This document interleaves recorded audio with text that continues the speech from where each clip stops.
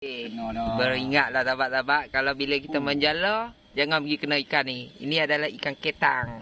Kena aku dah ni. Kena dah. Kena dah. Pasal macam mana? Kebas. Kebah nyak. Minta maaf lah lang. Roy lupa nak pesan. Dari atas pucuk jala tu kena beringat takut ketang. Bila kita cekok jala, Bisa dia no. kena dah. Oi takik. Pasal ngap. Tu tak kira tak kena kedepu ni. Ha? Kedepu. Dia kedepu sakit ni. Ingat lah. Bagi kena sekali dia tahu lepas ni. Kalau tak kena dia tak ambil iktibar. Bila kena sekali baru dia beringat.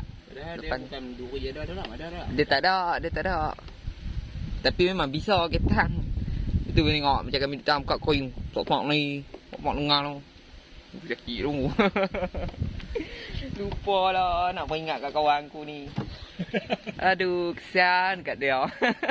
Berat lah. Take five. Kena dah ni. Banyak lah kawan-kawan ni. Mana? Aku dah kena dah. Aku dah kena dah. Aku nak relax tak? Kebas tadi. Baru berapa kali campak baru dapat dah. Aduh. Macam mana nak ambil dampuk? Kebas.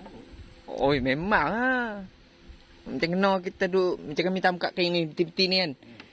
Kami tutup. Bila kita masuk dalam pukat, ingat tak kering. Pijak dah. Oh, wah. Ketang lah no. Ketang, semilang. Ni dia ni anak dia ni. Dia tu anak tu. Oi, bahaya ni. Bahaya. Tatui kedepu. Kedepu lang kena je lah. Macam mana? Nanti kita jumpa nanti Roy tunjuk. Jom kita pergi kot lembak. Tak ambil kain ni dulu satu. Tekuk ni. Ni ada lelok ni. Oh, mana boleh gelar aku ni? Ay, boleh. Turun boleh lah? Turun boleh. Tak nak bagi hilang kebas. Ngap.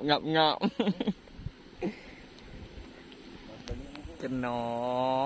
Dah kena dah. Lupa nak berpesan. Oi, baru tiga kali tok dah. 3 kali tuk dah kena dah. Kena dah.